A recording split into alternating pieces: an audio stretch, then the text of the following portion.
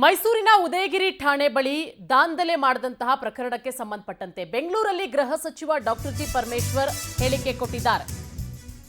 ಮೈಸೂರಿನ ಉದಯಗಿರಿ ಠಾಣೆ ಬಳಿ ನಿನ್ನೆ ದಾಂಧಲೆಯಾಗಿತ್ತು. ಈ ಪ್ರಕರಣಕ್ಕೆ ಸಂಬಂಧಪಟ್ಟಂತೆ ಬೆಂಗಳೂರಲ್ಲಿ ಗೃಹ ಸಚಿವ ಡಾಕ್ಟರ್ ಜಿ ಪರಮೇಶ್ವರ್ ಅವರು ಹೇಳಿಕೆ ಕೊಟ್ಟಿದ್ದಾರೆ.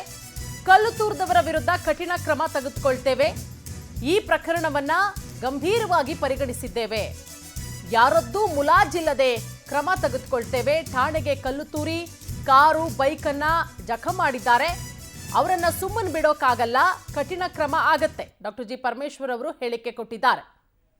ಮೈಸೂರಿನ ಪ್ರಕರಣ ಕೂಡ ಉದಯಗಿರಿದು ಪೊಲೀಸ್ ಸ್ಟೇಷನ್ದು ಕೂಡ ಯಾರ್ದು ಮುಲಾಜಿಲ್ದೇನೆ ನಾವು ಅವ್ರ ಮೇಲೆ ಕ್ರಮ ತಗೊಳ್ತೀವಿ. ಪೊಲೀಸ್ ಸ್ಟೇಷನ್ಗೆ ಕಲ್ಲೊಡಿತಾರೆ, ಪೊಲೀಸ್ ಸ್ಟೇಷನ್ಗೆ ಜಖಂ ಮಾಡ್ತಾರೆ ಅಥವಾ ಕಾರ್ಗಳು ಜಖಂ ಮಾಡ್ತಾರೆ. ಅದೆಲ್ಲ ಮಾಡಿದಾಗ ಅವರನ್ನ ಸುಮ್ಮನೆ ಬಿಡೋದಕ್ಕಾಗೋದಿಲ್ಲ.